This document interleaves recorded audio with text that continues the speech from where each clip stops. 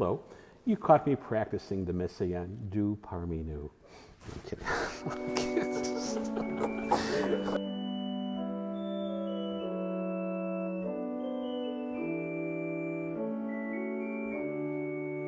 Hello, I'm Michael Silhavy, music director at St. Mary Church in Riverside, and I'm also a member of the Chicago NPM chapter.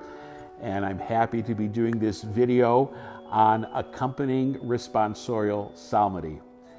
We're especially going to focus on psalm settings that use psalm tones, whether that be Michel Guillemot or monastic tones or Gregorian tones. So the example that I'm using are the lectionary psalms by Michel Guillemot. Michel is a Canadian composer, and his psalms enjoy wide use in Canada and the United States. They're suitable for organ or piano. They come with guitar chords. It's possible to sing them in parts. And the refrains are usually set in a pretty compact way without a lot of repetition of text. That's something I think is a good thing, to let the text drive, not the music, not the melody. And I think they're also in a style that can be easily accepted by any congregation and any style of music they like to sing in. So they're flexible, and they continue to be very, very popular. The intonation of the refrain, lining it out. I'm in the habit of lining it out in unison, just the purest statement of the melody with no accompaniment underneath. That might be one thing you want to try.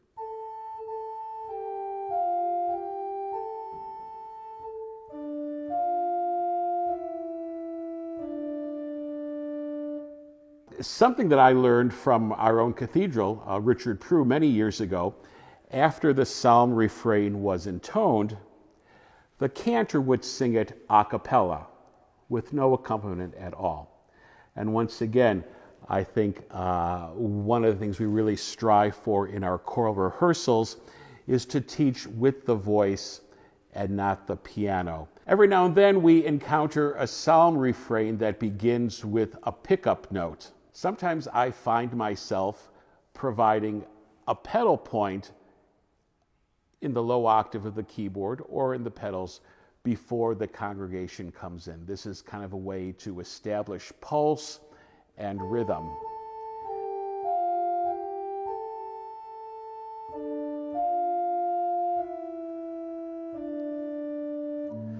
Be merciful, O Lord, for we have sinned.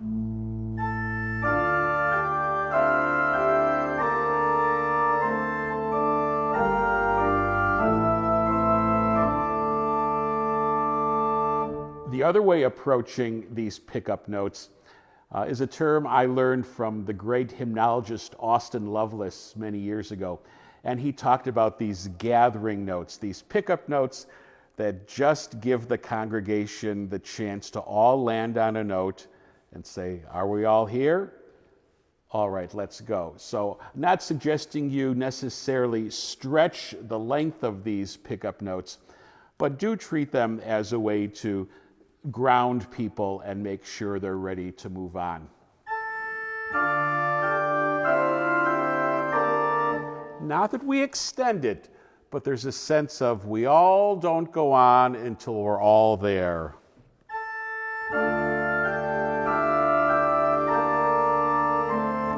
Here it is with the right accompaniment.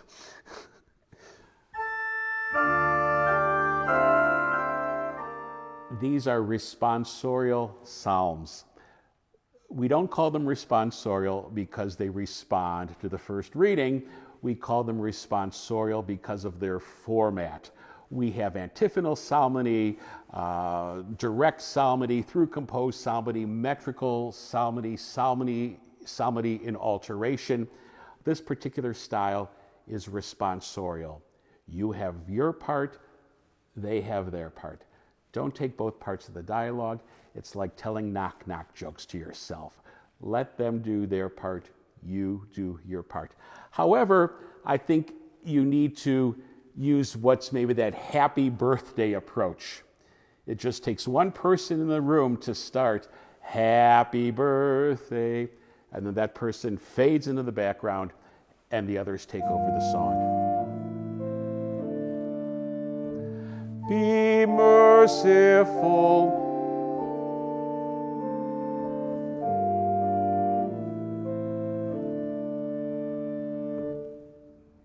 And not singing with them also gives you the chance to swallow, to breathe, to clear your throat, to look ahead to the new line of text you'll be singing. But most of all, it respects the responsorial nature of the psalm. Start them and get out of the way. Let's talk about the cantor and the accompanist and the verses. The initial downbeat. I think most of us experience that downbeat coming first by the keyboard, and then the cantor listening for the pitch, and then coming in. But I think it's also fair to say on intervening downbeats, sometimes the cantor and the keyboard line up together. In other cases, it still might be fine to have the keyboard put down the chord and then the cantor sing. Let's take a look at what both of those look and sound like. Here's an example of that initial downbeat coming in and the cantor coming in after the downbeat. Have mercy on me, O God, according to your merciful love. According to your great compassion, blot out my transgressions. Now, on that second phrase, there the cantor and the keyboard may wish to line up, or the keyboard can still put the chord down first. Have mercy on me, O God, according to your merciful love. According to your great compassion, blot out my transgressions. Accompanists, I've noticed here that if the melody stays the same from phrase to phrase, you may want to sustain that top note of the melody.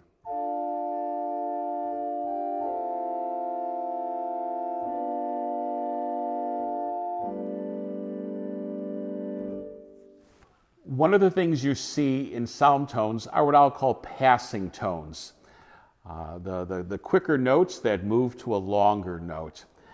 And I think you and your cantor need to decide when to play these notes and when not to play them.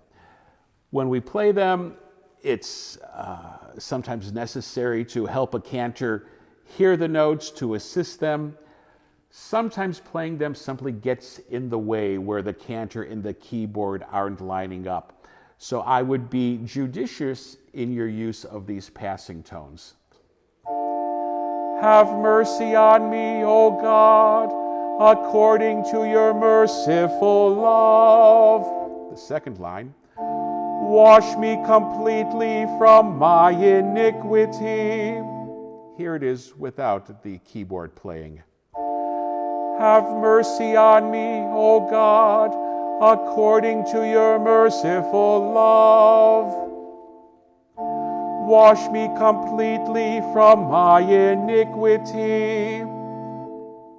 Be aware of those visual tricks in the music. Sometimes the way the text appears on the page causes us to do unnatural things with the proclamation of the text. We see that large space after a note until the next note comes in, and too often cantors take a pause there when they should simply ignore that white space and sing through the phrase. Let's take a listen and you'll hear what I mean about that. So let's take a look at the page here and you'll see what I mean by these visual tricks. How many times have you heard a cantor sing this? Let's look at verse 4. Restore in me the joy of your salvation. sustain in me a willing spirit. O Lord, open my lips, and my mouth shall proclaim your praise. Don't let that white space on the page affect the way you sing.